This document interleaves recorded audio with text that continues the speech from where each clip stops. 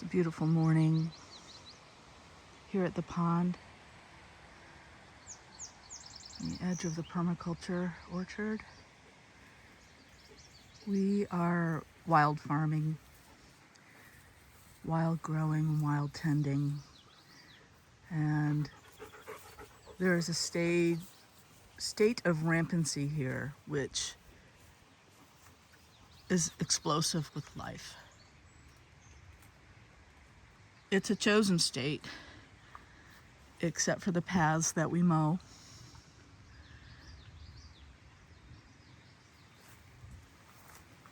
These plants are elecampane flowers. It's a sunflower relative. They're very, very easily spread by birds. And this is a pear tree with lots of fruit on it this year. On her this year, I should say. Look at all those fruit.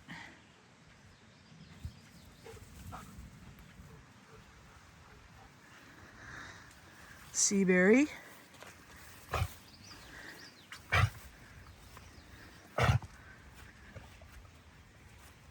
We have these champagne currants, which are our favorite. They really do the best here. Actually, these are not champagne currants. These are regular red currants. Champagne currants are also fabulous and do well here, but they're coming along and they do very well in this state. This is bitter dock, and it spreads very, very quickly. The seed is edible when dried, but it's slightly bitter. It needs to be treated. And there's also curly dock seed here, which is less bitter, and the seed heads packed in a jar and then poured over with vinegar make the most delicious vinegar. And along with the tincture of the root, they help the body absorb iron. They facilitate the absorption of iron. The young leaves are themselves edible. This is the comfrey that has grown so well this year with all of the rain we've had, and wonderful nectar source for hummingbirds and other pollinators and bees. They'll fall over like this, or we could cut it and use it as a mulch. But they'll fall over naturally like this, and then new shoots will come up, and they'll make several flowering stalks in a season. So beautiful plant to have. So all of this rampant growth, and some of these trees are, these ash sprouts, are perfect for fertility and biomass and for feeding the soil. So we can cut them and lay them down on the ground and have them become nutrition for the soil, as well as habitat for a lot of fungal and microbial communities. But this is wild farm. You can see leading to the house the kiwi vines that were cut way back a couple years ago but have re-emerged.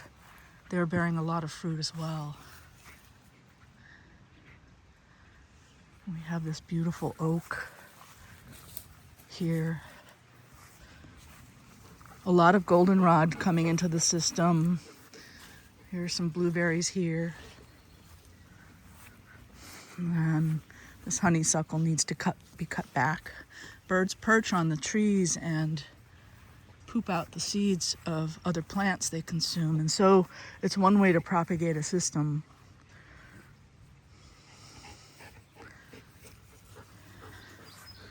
These are traditional common daylilies, and I recommend planting them along all rock wall edges because it mitigates the need to mow or cut growth right up against rock structures, which really cuts down on maintenance. Here you can see the mower can only get this close to this rock wall, and the daylily blossoms and root tubers are edible. This beautiful morning,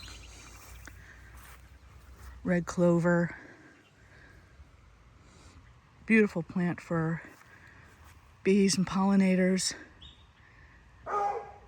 and monarchs. Monarchs particularly love them after they emerge. So we cut it back right after the seed heads start drying so that it can reseed itself. That's it. And then over by the greenhouse, I've consciously planted a nettle patch for providing greens in the early spring,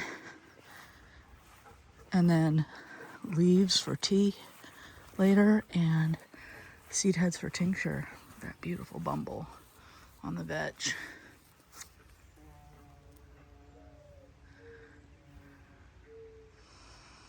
This is our wild farm.